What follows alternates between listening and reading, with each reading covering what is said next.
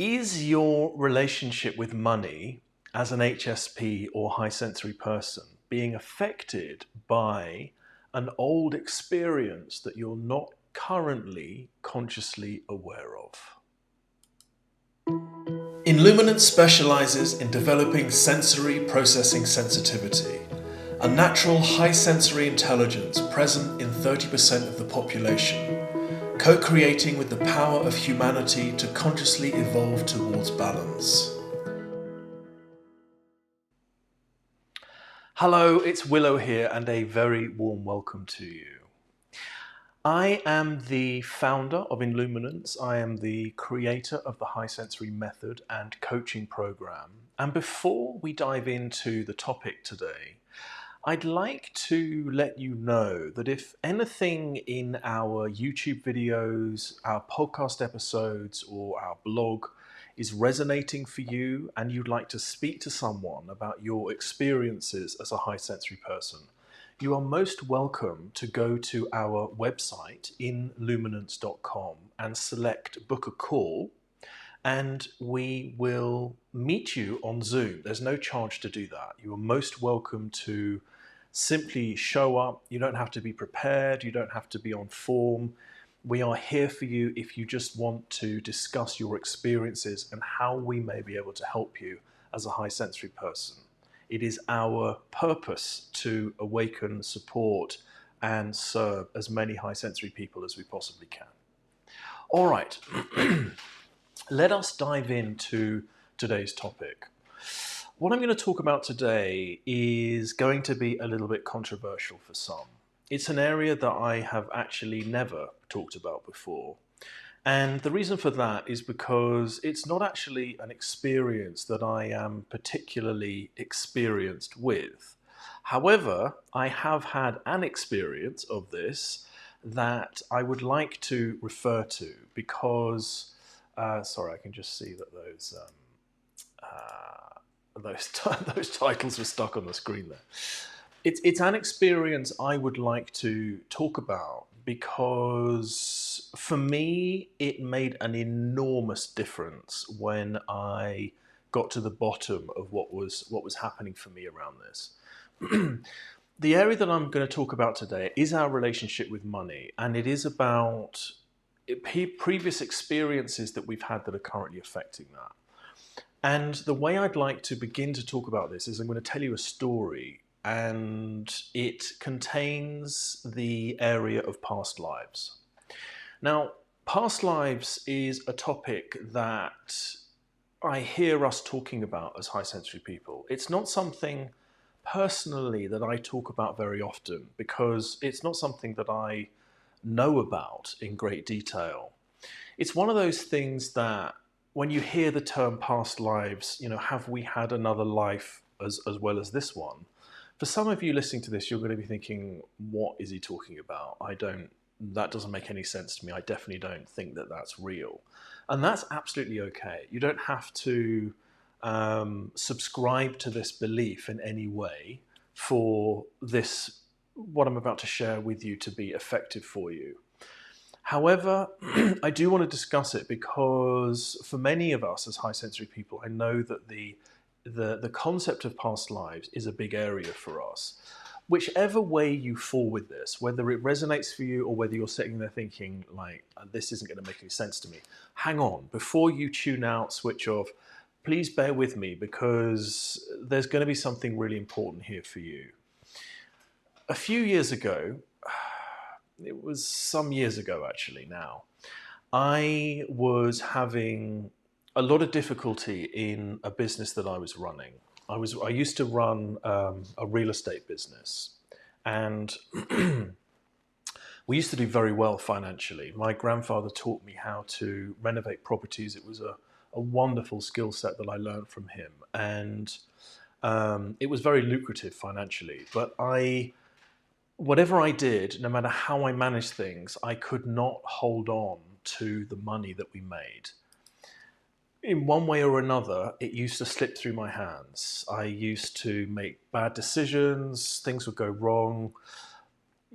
One way or another, I just wasn't able to build reserves of money. So I decided to have a session with a friend of mine who practices theta healing.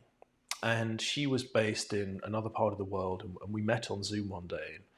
And she said to me that often the reason that we have our particular relationship with money, or the reason we have our particular experience with money, is because of belief systems.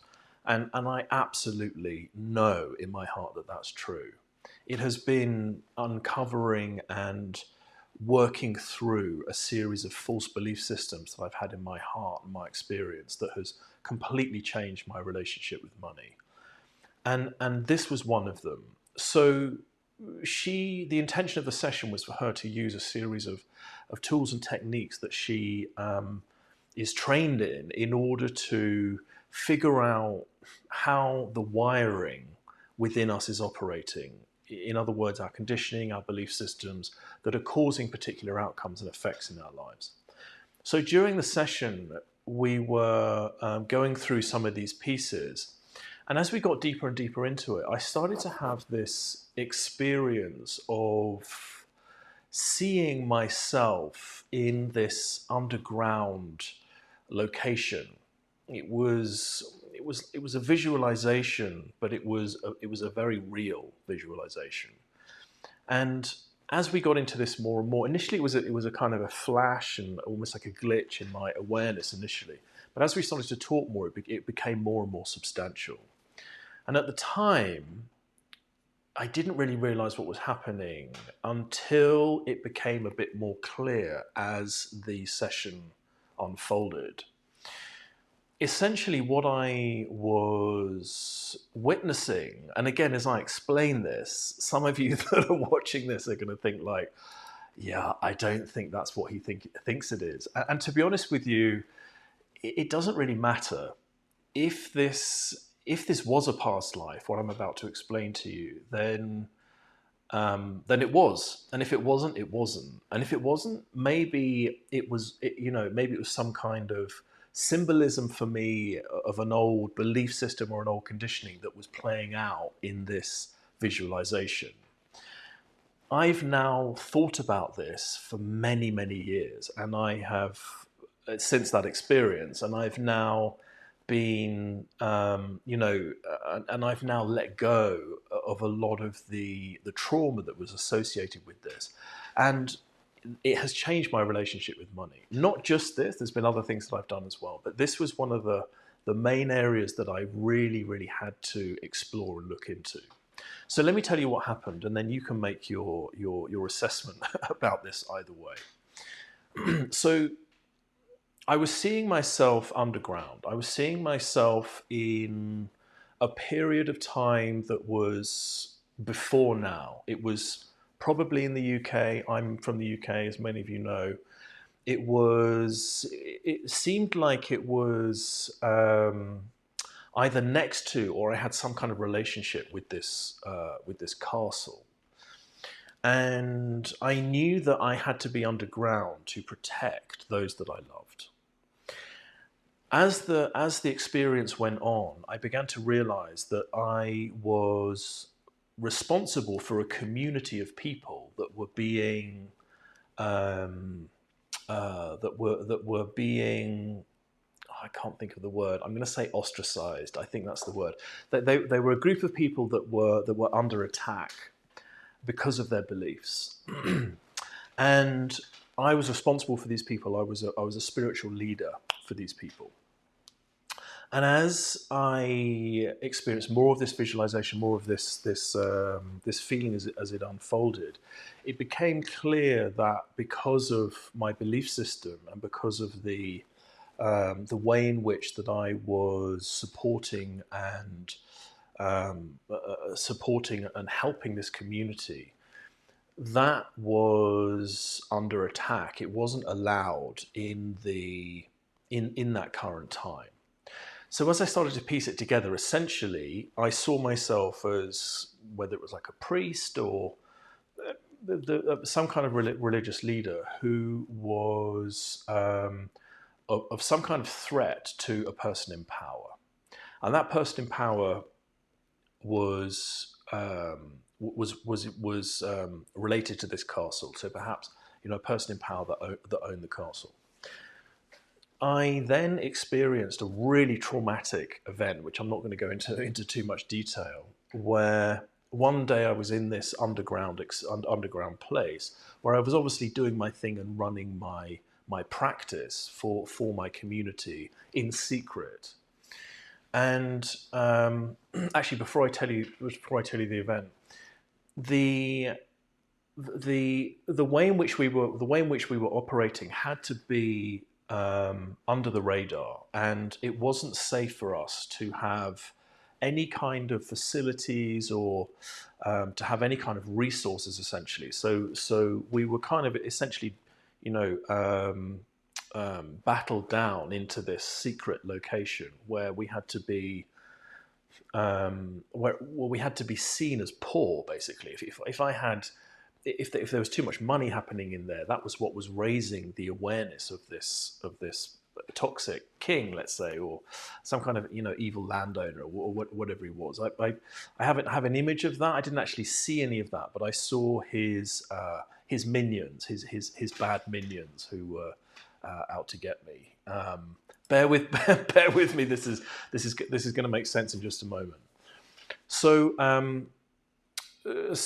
what happened was, as I was in this practice and in this experience, one day we were discovered, and the soldiers came into our underground area and killed my family and wounded me really badly. So I witnessed all that happening in a flash, and the consequences of that obviously had a big input to the community that I was running. It obviously wasn't a particularly good outcome, but it was a very real experience.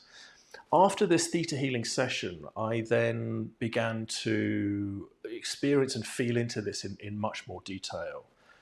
And it was a very real experience for me. And what I began to realize was that whatever that experience was, that led to that outcome. It was a catastrophe for me at that point, as it would be for anyone, right? It's the worst thing you could possibly imagine happening. As I tuned more into that, I realized that I was still running the belief systems around that. Whether it was a past life, which in my heart, I know that it was, because it just felt like it was.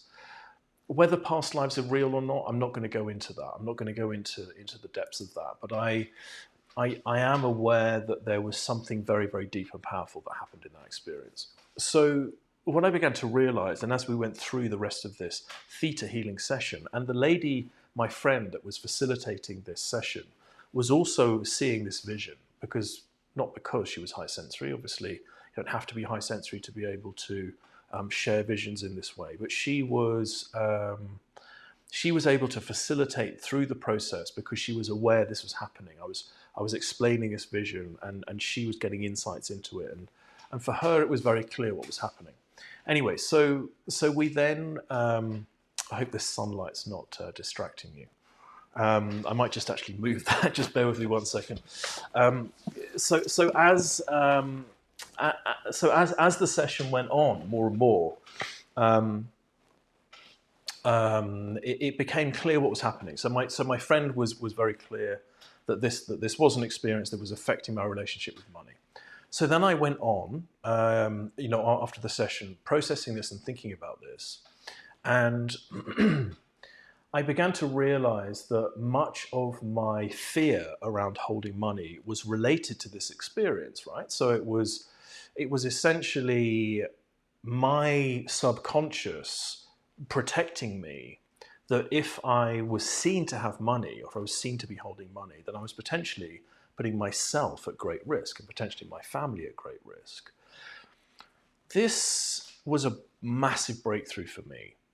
And the reason I'm sharing this with you is because some of you that are listening to this are going to think, I've had similar experiences like that. I've had similar past life experiences to that.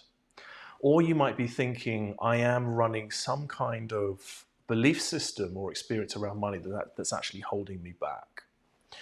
What I'd like to help you to become aware of is, if we look at a bad experience that means that you're going to be potentially ostracized yourself, or you're going to be affected because of the fact you've got money, that is a belief system that is not relevant in this day and age now.